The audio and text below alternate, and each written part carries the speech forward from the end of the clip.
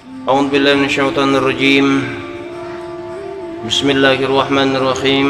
السلام عليكم ورحمة الله وبركاته. الحمد لله والصلاة والسلام على رسول الله محمد بن عبد الله وعلى آله وصحبه ومن والاه. اللهم صل وسلم وكرم وعظم على سيدنا محمد وعلى آله وأصحابه وأزواجه وذريته وتابعين لهم بإحسان إلى يوم الدين وعلينا معهم في برحمتك يا أرحم الراحمين. Hamba Allah yang selalu dirahmati oleh Allah Subhanahu wa taala.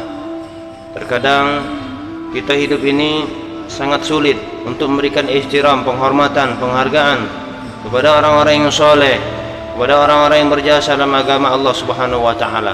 Padahal ayat mukmin hamba Allah yang selalu dirahmati oleh Allah Subhanahu wa taala, bahwasanya hal ini telah diajarkan oleh sahabat-sahabat Rasulullah sallallahu alaihi wasallam dan juga diajarkan oleh para sahabat Rasulullah SAW bagaimana mereka berbuat kepada baginda Nabi kita Nabi Muhammad sallallahu alaihi wasallam.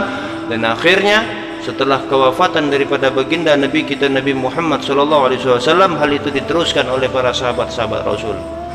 Dalam satu riwayat telah diceritakan nama Allah yang selalu dirahmati oleh Allah Subhanahu wa taala, wa Anas bin Malik radhiyallahu anhu qala kharajtu ma'a Jarir bin Abdullah al-Bajali radhiyallahu anhu fi safarin fakana yakhdumuni wa qultu lahu la taf'al wa qala inni qad ra'aytu al-ansara tasna'u bi Rasulillah sallallahu alaihi wasallam syai'a alaitu illa ashaba ahadan minhum illa khadamtu, muttafaq alaih.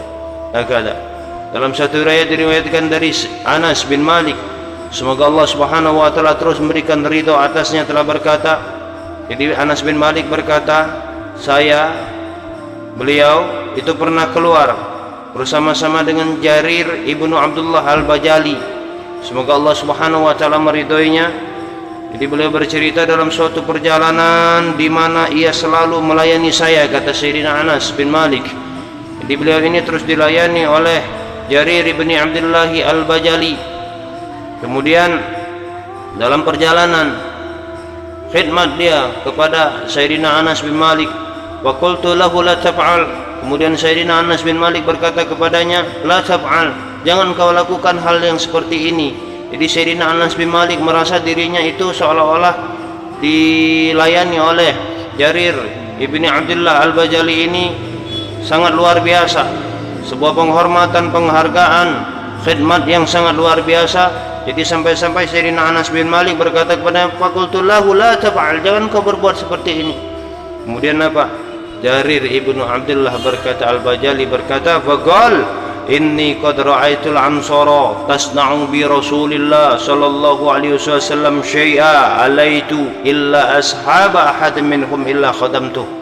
Apa katanya? Sesungguhnya saya melihat, kata Jarir ibni Abdullah, sesungguhnya saya melihat, katanya, sahabat Ansar. Jadi sahabat Ansar itu sahabat penolong baginda Rasulullah sallallahu alaihi wasallam pada saat baginda Rasul hijrah ke Madinah. Nah, jadi pada saat di Madinah itu yang dinamakan sahabat-sahabat Ansar. Di sahabat Ansar selalu membantu Rasulullah sallallahu alaihi wasallam. Di sahabat Ansar, maka dikatakan sahabat Ansar pada saat Rasul hijrah dari Makkah ke Madinah, pada saat di mana dakwah Rasul hendak dibubarkan, dihancurkan oleh orang-orang Makkah, kemudian Rasul memutuskan diri untuk hijrah, diperintahkan oleh Allah Subhanahu wa taala, dan sahabat Ansar inilah yang menolong baginda Nabi kita Nabi Muhammad sallallahu alaihi wasallam. Kemudian di sana dia melihat, Jarir ibni Abdullah ini melihat bagaimana sahabat Ansar membantu Rasulullah, berkhidmat kepada baginda Nabi kita Nabi Muhammad sallallahu alaihi wasallam. Dan begitu juga Anas bin Malik ini al-mu'min, ya, abdinya kepada baginda Rasulullah sallallahu alaihi wasallam dalam hal apapun juga.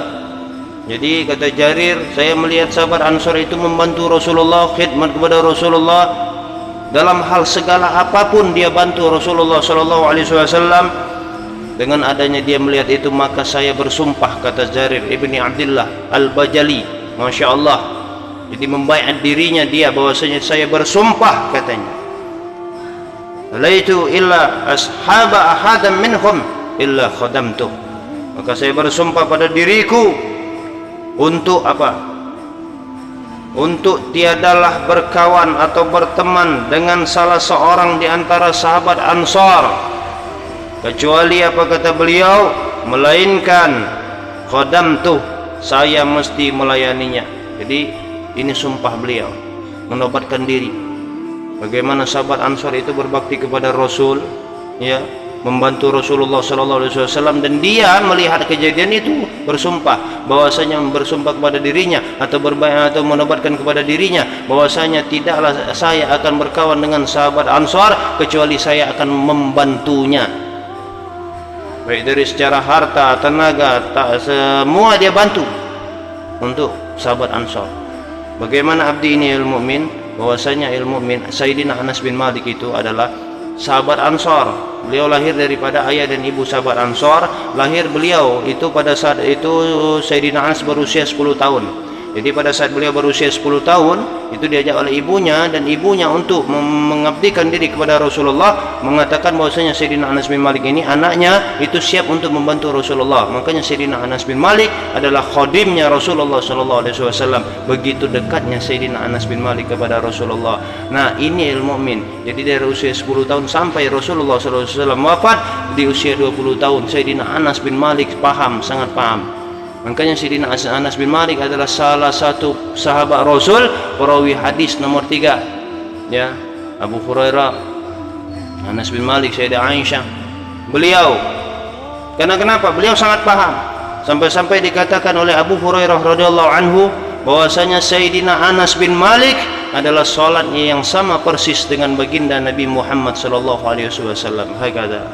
Ya, dekatnya sampai-sampai baginda Rasul. Jadi keistimewaan Sayyidina Anas bin Malik bisa berdekat-dekatan dengan Rasulullah, khadimnya Rasulullah, Masya Allah, ya, beliau khidmat kepada Rasulullah, membantu Rasulullah, luar biasa. Keberkahan-keberkahan yang ada dalam diri Rasulullah langsung mengalir kepada dirinya, sampai Rasulullah sallallahu alaihi wasallam, keistimewaan yang pertama yang didapat oleh Sayyidina Anas bin Malik, bisa berdekatan terus dengan baginda Rasulullah, bisa membantu Rasulullah, bisa melihat secara langsung kegiatan Rasulullah dalam kesehariannya, ya. Kemudian Sayyidina Anas bin Malik mendapatkan doa dari baginda Nabi Muhammad sallallahu alaihi wasallam, Allahumma akthir malahu, ya Allah, kata Rasulullah, perbanyaklah hartanya, wa waladahu, dan perbanyak anaknya, wa adkhilhul jannah, dan masukkan dia ke dalam surga.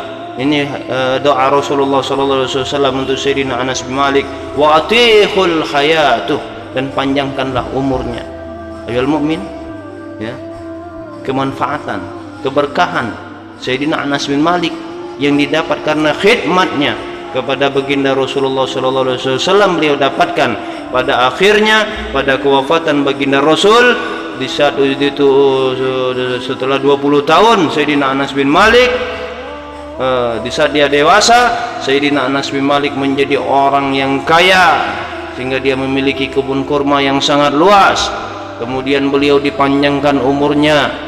Kemudian Sayyidina Anas bin Malik memiliki anak yang banyak, sampai ada riwayat mengatakan sampai 120 orang anaknya, luar biasa. Dan umurnya dipanjangkan oleh Allah Subhanahu wa taala, wa adkhilhul jannah, dan dia sudah barang tentu jaminan oleh Rasulullah masuk ke dalam surganya Allah Subhanahu wa taala. Keberkahan baginda Nabi Muhammad. Ya mukmin, dalam riwayat ini, dalam cerita tadi jelas ya mukmin bahwasanya bagaimana antum-antum yang berkhidmat kepada guru-guru antum, membantu guru-guru antum lebih utama daripada antum seolah-olah menganggap diri kita itu memprioritaskan ilmu. Emang benar dalam agama ilmu sangat penting, tanpa ilmu bahaya, ya. Maka akan dikatakan, ya, seperti dikatakan bahwasanya di akhir zaman akan banyak orang berdebat dengan bighairi ilm, dengan tanpa ilmu. Ini bahaya, tidak ada ilmu. Akan tapi khidmat lebih utama. Makanya ilmu mukmin, kita lihat bagaimana murid-murid Habib Umar yang mengabdi kepada Habib Umar, rata-rata mereka menjadi orang yang sukses di dunia wal akhirah.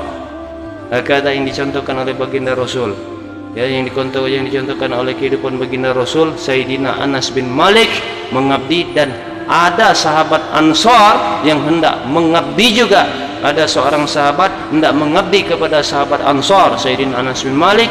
Bahkan dia pun, Anas bin Malik, tidak mau, seolah-olah tidak mau. Perasaan hal itu dia merasa seperti apa sehingga dia berkata, la tam'al, jangan lakukan hal seperti itu. Padahal tidak. ya, orang-orang mengabdi kepada sahabat Ansor hendak mengambil keberkahan itu. Maka dari itu yang mukmin ambil keberkahan dari orang-orang soleh, khidmat kepada mereka, bantu diri mereka, apapun yang antum mampu bantu, baik dari harta antum, baik dari pemikiran antum, baik dari tenaga antum, bantu mereka orang-orang soleh. Apalagi mereka benar-benar tidak berharap, ya, berikan rezeki antum kepada mereka, berikan nafkah antum pada mereka, ya, kemudian berikan tenaga antum pada mereka. Mereka yang berjuang semata-mata di jalan Allah, bantu.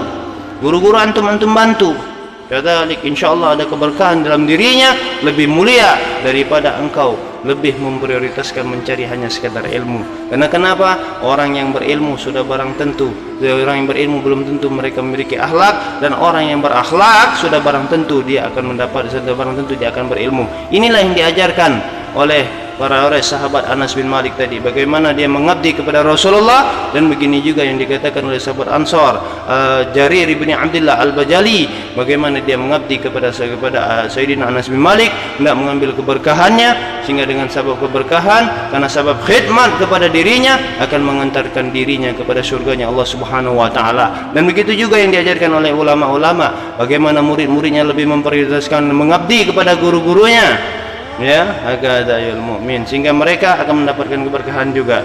Ya, dikatakan oleh Said Muhammad bin Ali Al-Maliki Al-Sani juga mengatakan, orang yang berilmu dan mengabdi, ya, dia akan dibukakan pintu kebaikan bagi dirinya. Begitulah ayul mukmin, rata-rata murid-murid daripada ulama-ulama amilin, mereka sukses di dunia wal akhirah. Mudah-mudahan kita juga akan menjadi bagian daripada yang telah dikatakan, menjadi orang-orang yang mengabdi. Sekalipun kita tidak mengabdi secara zahir, secara langsung, kita mengabdi dengan cara dakwah untuk mengantarkan, untuk mengenalkan mereka kepada Allah, kepada para ulama al-amilin, mengenalkan mereka kepada mereka sehingga mereka memahami mereka para ulama al-amilin, sehingga dengan keberkahan itulah bentuk daripada salah satu pengabdian kita kepada guru-guru kita, ulama-ulama kita di dunia ini, ilmu mukmin yang dirahmati Allah Subhanahu wa taala. Apalagi antum benar-benar ada guru, terus mengabdi, ilmu akan menyusul insyaallah. Hakada. Ini saja yang dapat kami sampaikan, mudah-mudahan bermanfaat. Terus dukung channel kami Muhammad Umar Al-Munzir, channel dakwah, perbesarkan ilmu mukmin. Bantu channel dakwah ini insyaallah yang akan menjadikan manfaat untuk kita semua, untuk dunia dan akhirat. Ini saja. Terima kasih kepada para sahabat-sahabat subscriber yang telah setia mendukung kami. Kami doakan mudah-mudahan Allah lah yang membalas kebaikan antum fid dunya wal akhirah, dan Allah lah yang akan mempertemukan antum kepada kecintaan Nabi Muhammad sallallahu alaihi wasallam. Amin. Billahi taufiq wal hidayah. Al-afu minkum, al-fakir adabillah. Mohon maaf, banyak miskin amal, miskin ilmu, madzunub, banyak dosa. Mohon ampun kepada Allah Subhanahu wa taala, dan mohon maaf pada antum-antum sekalian. Wabillahi taufiq wal hidayah. Wassalamualaikum warahmatullahi wabarakatuh.